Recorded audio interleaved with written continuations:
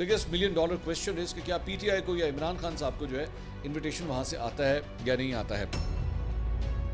बानी पीटीआई इमरान खान ने मिलने की पेशकश नहीं की है। अगर इमरान खान मिलने की पेशकश करते हैं तो इस बारे में ज़रूर सोचेंगे।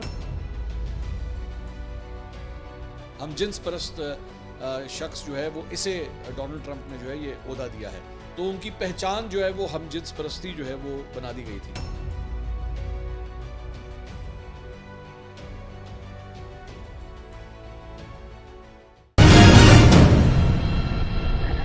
अस्सलाम वालेकुम नाजरीन, वॉइस ऑफ नेशन के साथ मैं हूँ आपकी मेज़बान फरहीन अमजद। सबसे पहले आप सबको अपने यूट्यूब चैनल पर खुश आमदीद कहती हूँ। पिछले घंटों में डेवलप होने वाली अहम खबरों के हवाले से आज की इस रिपोर्ट में तफसील से बात करेंगे। नाज़रीन, सबसे पहले आपको बताऊँ कि इमरान रियाज खान जो कि एक सीनियर सहाफ़ी है और आजकल वो अपना एक यूट्यूब चैनल चला रहे हैं, उन्होंने अपने हालिया यूट्यूब वीडियो में ये दावा किया है कि अमेरिका में एक बड़ी मीटिंग हुई है। उन्होंने कहा है कि ये मीटिंग इमरान खान के हक में बेहतर साबित हो सकती है। इसके अलावा नाज़रीन, जैसा कि आप जानते हैं कि मैं मुख्तलिफ़ यूट्यूबर्स की, मुख्तलिफ़ सहाफ़ियों की जो वीडियोस होती हैं उनका कंक्लूजन आपके सामने पेश करती हूँ। तो इसी तरह से मंसूर अली खान जो कि एक सीनियर सहाफ़ी है, उन्होंने भी अपने हालिया व्लॉग में इसी तरह की कुछ बातें की हैं। अमेरिका के हवाले से ही उन्होंने डिस्कस किया है और उन्होंने ये भी दावा किया है कि बिलावल भुट्टो डोनाल्ड ट्रंप की हल्फ बर्दारी में शिरकत करेंगे। जी हाँ नाज़रीन, जैसा कि आप जानते हैं कि 20 जनवरी को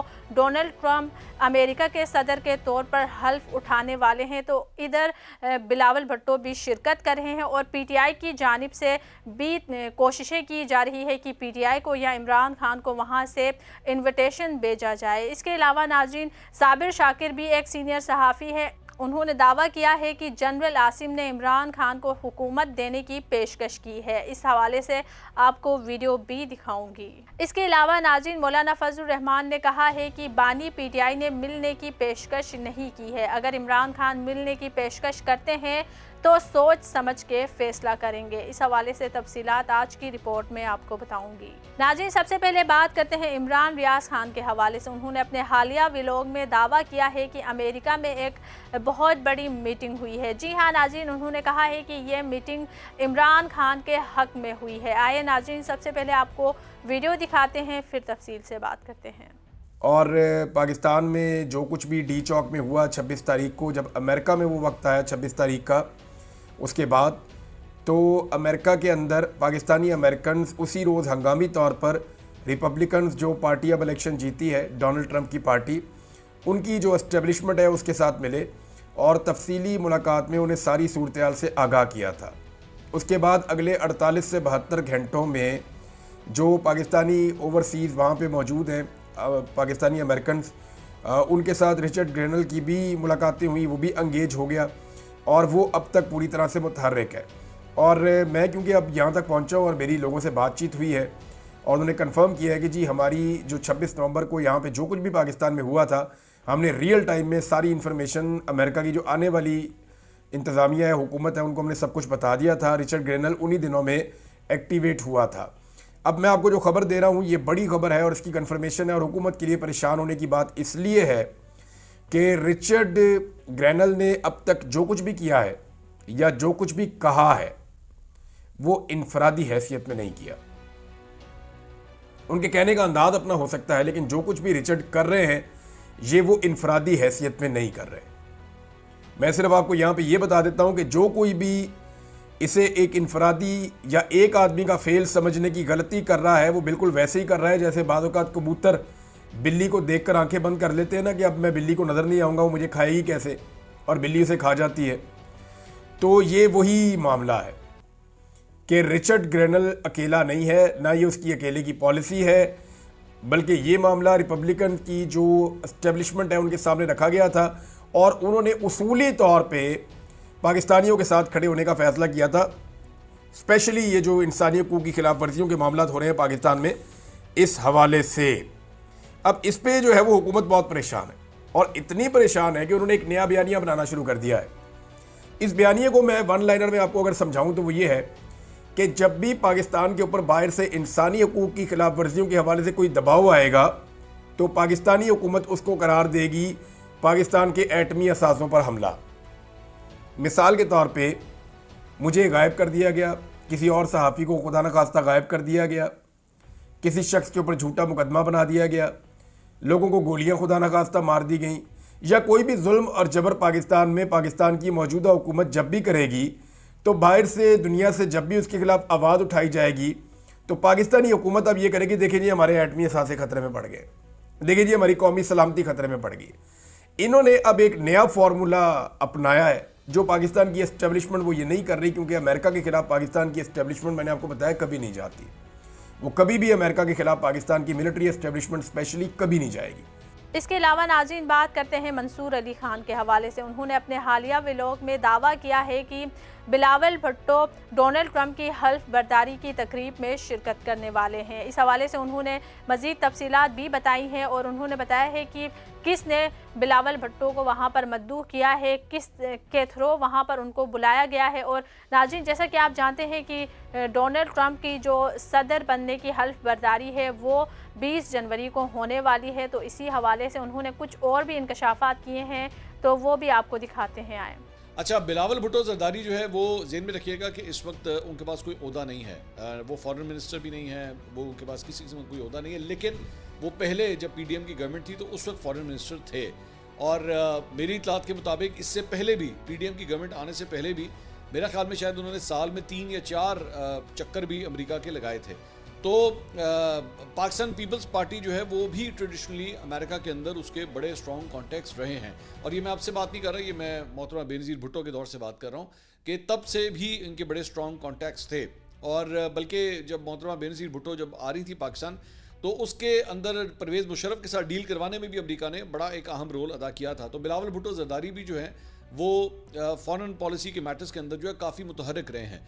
तो ये इफ्तिखार साहब ने ये खबर शेयर की है और ज़ाहिर बात है किसी और सोर्स के पास ये खबर नहीं है, ना ये मेरी खबर है, ये इफ्तिखार अहमद साहब की खबर है। तो अगर तो ऐसा होने जा रहा है तो ये एक बड़ी डेवलपमेंट है और मेरा नहीं ख्याल कि हुकूमत को इसमें कोई प्रॉब्लम होगी कि अगर बिलावल भुट्टो जरदारी, क्योंकि ज़ाहिर बात है ये हुकूमत जो है वो बिलावल भुट्टो की सपोर्ट से या पीपल्स पार्टी की सपोर्ट से ही खड़ी हुई है, तो अगर वो जाके पाकिस्तान की नुमाइंदगी वहाँ पे करते हैं तो ये भी कोई छोटी बात नहीं होगी, काफ़ी बड़ी बात होगी। लेकिन द बिगेस्ट $1 मिलियन क्वेश्चन है कि क्या पीटीआई को या इमरान खान साहब को जो है इन्विटेशन वहाँ से आता है या नहीं आता है। इसके अलावा नाज़रीन रिचर्ड गर्नेल का नाम पाकिस्तानी मीडिया में काफ़ी दिनों से चल रहा है, जिसमें उनके हवाले से बहुत सारी बातें की जा रही हैं, उनके हवाले से बहुत सारे इंकशाफात हुए हैं और उनके भी बहुत सारे स्टेटमेंट्स उनके ट्विटर के अकाउंट के थ्रू सामने आ रहे हैं। और उन्होंने कुछ रोज़ पहले एक इंटरव्यू भी दिया था जिसकी वीडियो भी सोशल मीडिया पर काफ़ी वायरल रही थी। नाज़रीन इनके वायरल होने की जो सबसे बड़ी वजह है वो ये है कि वो इमरान खान के फेवर में बात करते हैं। इमरान खान के हवाले से, इमरान खान की रिहाई के हवाले से उन्होंने मुतालबा किया था, जिसकी वजह से वो सोशल मीडिया की जीनत बने हुए हैं पाकिस्तान में। तो इसी तरह से मंसूर अली खान ने उनके हवाले से कुछ इंकशाफात किए हैं, आए आपको दिखाते हैं। एक और बड़ी इंटरेस्टिंग डेवलपमेंट जो है इस मामले पे हुई और वो नुसरत जावेद साहब ने जो है वो की रिचर्ड ग्रेनेल जो है वो उसके हवाले से, आप जानते हैं कि पिछले कई दिनों से बड़ी कंट्रोवर्सीज चल रही हैं कि, और कहानी स्टार्ट होती है जब जियो ने बेसिकली एक ख़बर लगाई थी और रिचर्ड ग्रेनेल को के हवाले से उसने लिखा था कि जी, जियो ने लिखा था कि जी हम जिन्स परस्त शख्स जो है वो इसे डोनाल्ड ट्रंप ने जो है ये ओहदा दिया है, तो उनकी पहचान जो है वो हम जिन्स परस्ती जो है वो बना दी गई थी। तो तब से उसके बाद रिचर्ड ग्रेनेल जो है वो काफ़ी एक्टिव रहा है पाकिस्तान के इन मामलों के अंदर, कम से कम उसका ट्विटर अकाउंट। तो मैं ये क्यों कह रहा हूँ, ये मैं आपको बताता हूँ। नुसरत जावेद साहब ने इसके ऊपर एक्चुअली ट्वीट किया, उन्होंने कहा some tech-savvy friends must check. I seriously feel that PTI has set up a bot which seems to be responding actively and getting a trend going to attract attention, showing how aligned the incoming administration is with the party.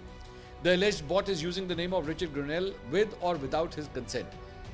इसमें नुसरत जावेद साहब कह रहे हैं कि जी उन्हें लगता है कि बॉट जो है ना, बॉट बेसिकली एक आप समझ लीजिए कि आर्टिफिशियल तरीके से जो है वो ट्वीट्स की जाती हैं इस सॉफ्टवेयर के ज़रिए।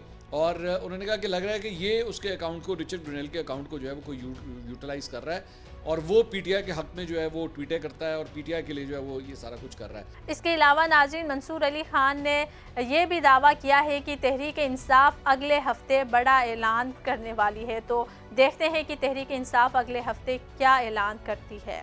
साबिर शाकिर भी पाकिस्तान का एक बड़ा नाम है, वो एक जाने माने सहाफ़ी है और वो अपना एक यूट्यूब चैनल भी चलाते हैं। उन्होंने अपने हालिया व्लॉग में दावा किया है कि जनरल आसिम ने इमरान खान को हुकूमत देने की पेशकश की है। जी हाँ नाज़रीन, मज़ीद तफसीलात उन्हीं की वीडियो से आपको दिखाती हूँ।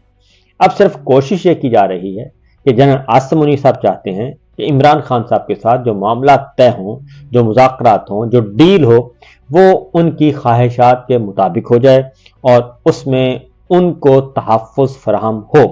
दूसरी जानिब जो मुस्लिम लीग नवाज है वो ये चाहती है, वो ये अपने तौर पर कोशिश कर रही है कि इमरान खान साहब के साथ उनके मामला तय हो जाएं और उनको कुछ तहफ़्फ़ुज़ मिल जाए और वो जो कुछ जो कन्वे कर रहे हैं इस वक्त इमरान खान साहब की फैमिली को और इमरान खान साहब को, वो ये कन्वे कर रहे हैं कि जनाब ये जो कुछ भी हुआ है इसमें हमारा कोई अमल दखल नहीं, ये हमने नहीं किया। और यहाँ तक के वो एक तो है ना पॉलिटिकल स्टेटमेंट जो सरेआम दी गई 26 नवंबर के बारे में, अब वो इन पर्सन भी यानी कि पसे पर्दा भी वो ये मैसेज कन्वे कर रहे हैं कि इसमें हमारा कोई कसूर नहीं, ये 26 नवंबर का सारा जो ऑपरेशन है ये फौज ने कंट्रोल किया है या फिर मोहसिन नकवी साहब को पता है, इसमें हमारा कोई अमल दखल नहीं है। इस तरह की बातें की जा रही हैं।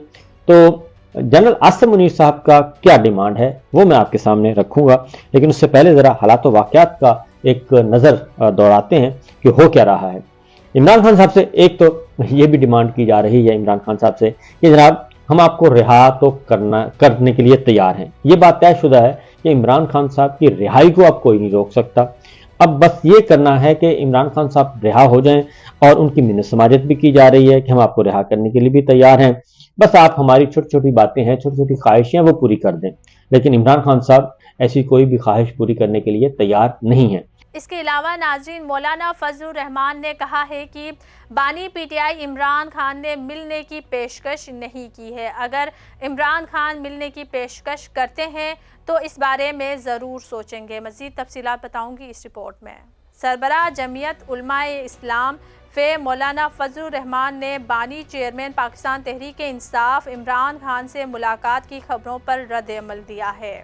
मीडिया से गैर रस्मी गुफ्तगू करते हुए मौलाना फजलुर रहमान ने कहा कि इमरान खान की जानिब से मुलाकात के लिए मुझे कोई बाज़ाब्ता पैगाम नहीं मिला। अगर वो मिलना चाहेंगे तो सोच समझकर फैसला करूंगा। मौलाना फजलुर रहमान ने दावा किया है कि हमारा गिला है कि आम इंतखाबात में हमें लेवल प्लेनिंग फील्ड भी नहीं दी गई। इंतखाबात में कुछ लोग इस्तेमाल हो गए लेकिन हमने इस्तेमाल होने से इनकार कर दिया। अपनी गुफ्तगू में उन्होंने कहा कि 26वीं आईनी तरमीम में हमने शख्सियत की बजाय इदारों की मजबूती को मकदम रखा। मदारिस रजिस्ट्रेशन बिल पर तय मामला को ख्वामख्वाह छेड़ा गया, ताहम अब मामला खुश उसलूबी से हल हो रहा है। सरबराह JUIF का मजीद कहना था कि DI खान बनू और टांग दहशत गर्दों के हवाले है। टांग से अदालतें और सरकारी दफातर भी DI खान मुंतकिल हो चुके हैं। खैबर पख्तूनख्वा में हुकूमत की कहीं रट नजर नहीं आ रही। उन्होंने कहा कि PTI के साथ मरकज में वर्किंग रिलेशन है लेकिन सूबाई मामलात पर अलग मौक़िफ़ है। 9 नवंबर को मौलाना फजलुर रहमान ने इमरान खान से अडियाला जेल में मुलाकात की तजवीज़ मानने से इनकार किया था। ज़राए ने ARY न्यूज़ को बताया था कि मुत्तहिदा ग्रेट अपोजिशन बनाने की तैयारियां और JUIF और PTI में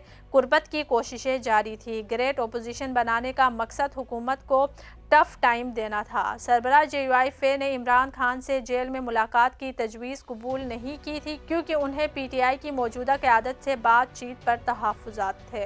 मौलाना फजलुर रहमान को बानी PTI से जेल में मुलाकात की तजवीज़ दी गई थी कि वो महमूद अचकज़ई और अख्तर मंगल के हमरा अडियाला जेल में मुलाकात करे, ताहम PTI की ख्वाहिश पर मौलाना फजलुर रहमान ने मुलाकात के लिए कामरान मुर्तज़ा को नामज़द किया था।